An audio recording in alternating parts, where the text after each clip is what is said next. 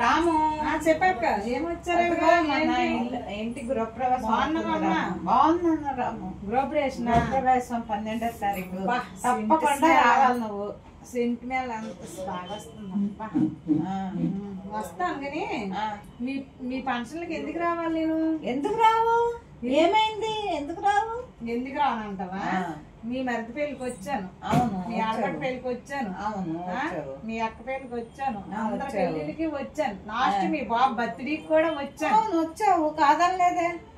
990 రూపాయలు వేసాను. అవన్నీ పంపించి నేను వస్తాను. ఫోన్ పే చేసి. ఎందుకు పంపించేయాలి నేను? మరి ఎందుకు పంపించాలండి? ఆ డబ్బులు కదా, నేను ఎందుకు రావాలా?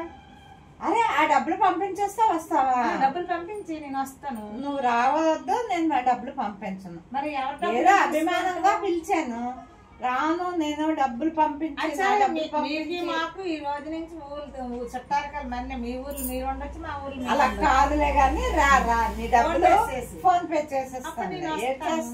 అప్పుడు మళ్ళీ రెండుని వదులుకోలేను కదా. ఫంక్షన్లు అయిన దాకా మీరు వేసిన దాకా అప్పుడు నేను మళ్ళీ వేస్తావా అంతవరకు? ఓకే.